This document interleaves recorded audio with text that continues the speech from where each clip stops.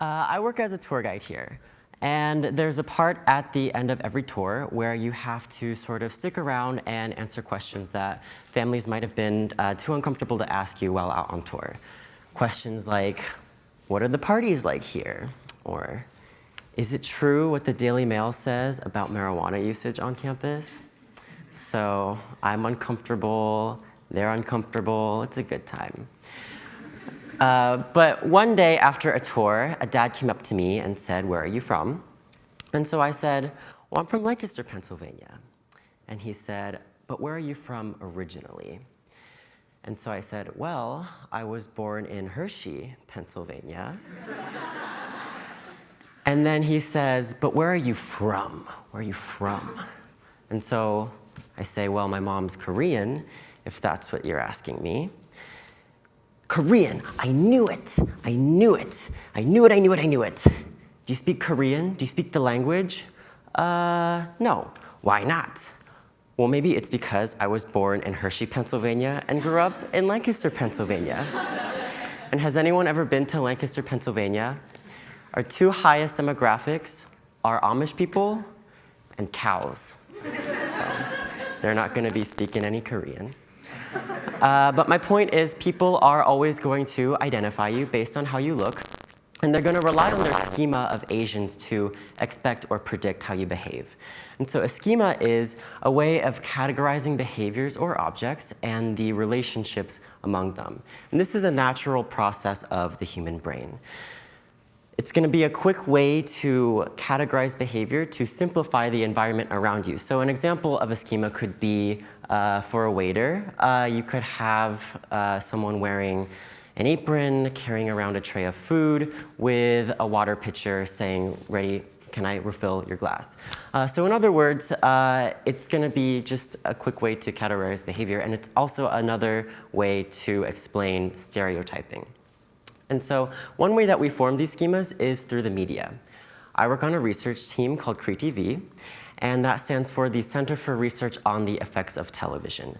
And we have found that Asians are the least represented minority in the media by a large margin. A recent study gives a racial breakdown of some characters in film, as you can see here.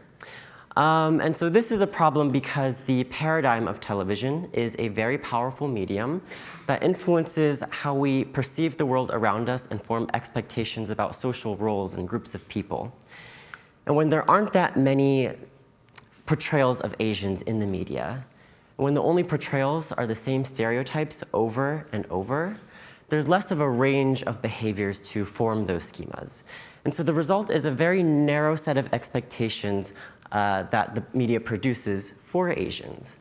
This makes it very difficult to navigate and maintain a racial identity because the images that you're being bombarded with are not representative of who you are or what your culture is. I think it's important to recognize the glass ceiling that exists for Asians in media so that we can do something to change it. So growing up, there weren't that many people on TV who looked like me. I remember playing an icebreaker game during summer camp where you had to choose an actor to play you if your life ever became famous enough for them to make a movie about it.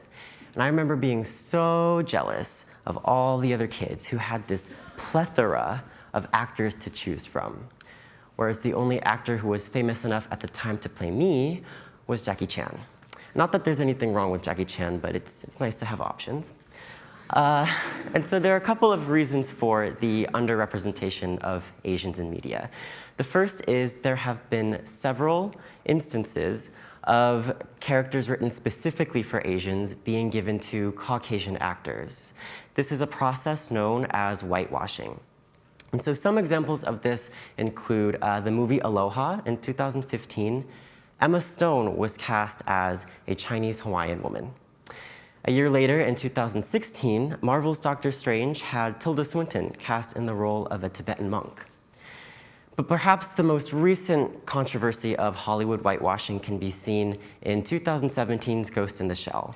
Now, Ghost in the Shell is a distinctly Japanese narrative that centers on an Asian woman named Motoko Kusanagi. But when casting for the feature film, Hollywood producers chose Scarlett Johansson to portray the lead. Another thing was, they said that visual effects would be used on Johansson to make her appear more Asian for the film. This isn't the first time that Hollywood producers have dug themselves a deeper hole in an attempt to correct whitewashing. Yellowface is the process of using makeup and prosthetics on Caucasian actors to make them appear more Asian on screen. And so an example of this can be seen in 1961's Breakfast at Tiffany's. The character Mr. Yuniyoshi is a Japanese landlord who is portrayed by Caucasian actor Mickey Rooney. Not only was this a cringeworthy stereotype, but makeup and prosthetics were used on Rooney to make him appear more Asian for the film. This process reduces our race to mere physical appearance. It turns our culture and community into a costume. Scarlett Johansson goes home at the end of the day and goes back to being white. I don't have CGI creating all of this here. And I know it's difficult to believe, but yellowface and whitewashing send a very subtle message that Asians aren't wanted in Western culture, and that Asian visibility isn't important enough to carry out in our own stories. On one hand, Hollywood producers do this for economic reasons. At the end of the day, the entertainment industry is a business, and so by attaching A-list actors to movies, they're going to maximize revenue. And unfortunately, there aren't that many A-list Asian actors. But because of the scarcity of roles in the first place, it's not as if we can spare those parts. So by casting an Asian in one of those A-list Asian roles, you could possibly ignite a new non-white star. And by refusing to do this, Hollywood just maintains this cyclical problem, right? How are we supposed to have A-list Asian actors if all of the A-list Asian roles go to Caucasian actors? It seems as if the only times Asians are visible in the media is when it's to fulfill a stereotype. And don't get me wrong, stereotypes exist for a good reason in media. It's a quick way to get a reference, right? So you got the skater dude, the head cheerleader, the football jock, and it goes back to that word schema. It's a quick way to categorize behavior, to simplify information coming in from your environment. It's going to be a huge time saver to see a skater dude and already know that he's going to be 0% responsible, 100% stoned. But these stereotypes get harmful when they become about race because they're dangerous. When all you're seeing is the same stereotype over and over, and no other stereotypes of that race to counteract it, we begin to start to see them as legitimate. So let's talk a little bit about some of the stereotypes that are generally available for Asians. For women, there is the dragon lady, or a very sexualized, eroticized Asian femme fatale. There's the tiger mom, or a very overbearing, strict mother who only cares about playing classical instruments and getting good grades. And then there's the rebellious Asian girl with the edgy hair streak who's always trying to rebel against her tiger mom. And then for men, there is the kung fu master, and the rest are very emasculating, desexualized roles like the socially inept foreigner or the nerdy math geek. And I think the foreigner is an interesting one because it applies both to Asian men and women. But examples of this can be seen from Mr. Yuniyoshi from Breakfast at Tiffany's, the character Lung Duk Dong from 16 Candles, the Amazing Yen from Ocean's 11, but I like to use the example of 2016 Suicide Squad. The character Katana is a Japanese character who, in the movie, only speaks in Japanese, and her disdain for criminals just distances herself from the rest of the team and the rest of the main cast. And don't get me wrong, it was great to see an Asian visible in a superhero movie, but this character had no depth, she had no real backstory, and so this sort of highlighted the notion that she was an outsider or an other. And that's exactly what this foreigner trope does.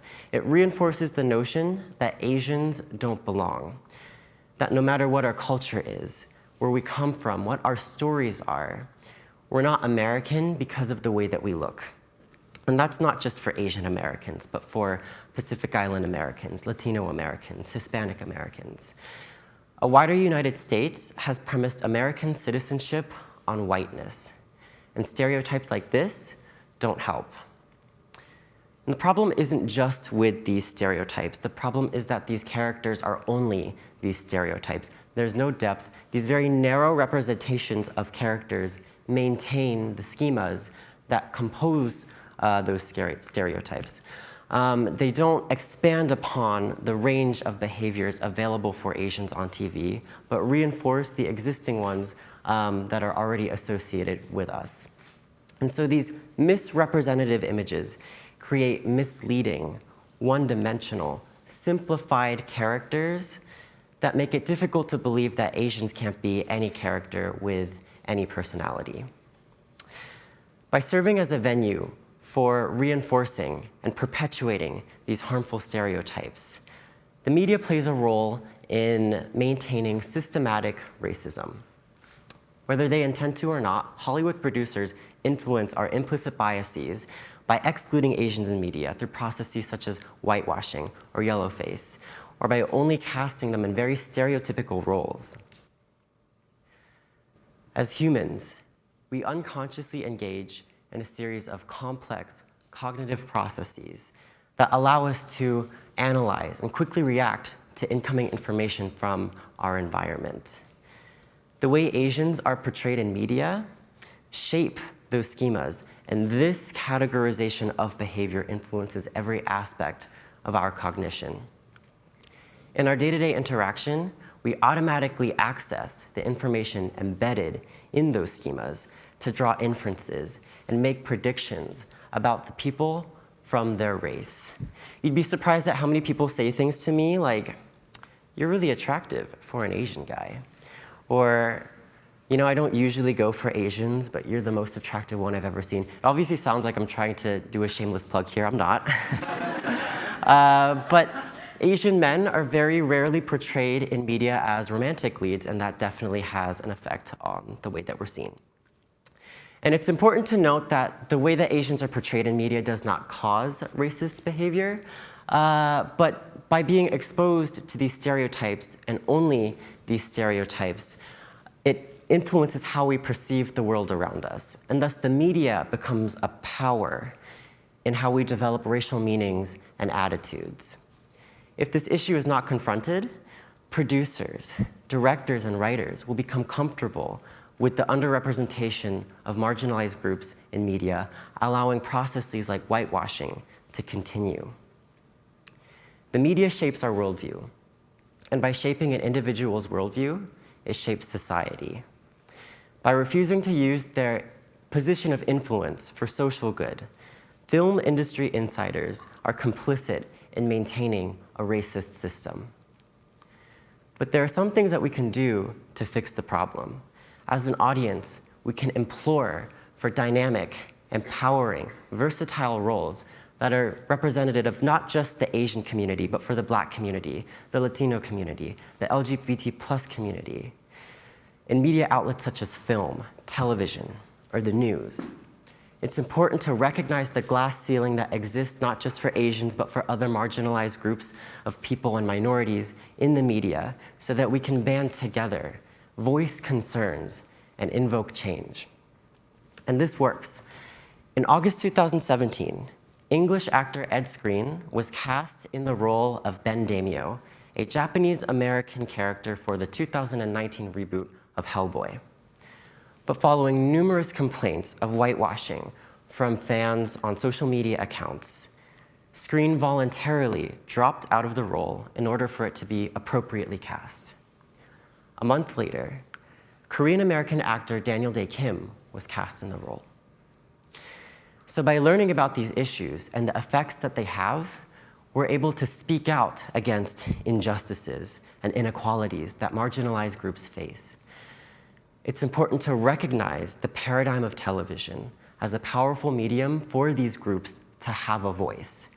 So we should demand for roles and stories that shine a spotlight on what sets us apart, what makes us unique, and celebrate those differences so that we can have empowering, well-rounded characters that are representative of everyone. Thank you.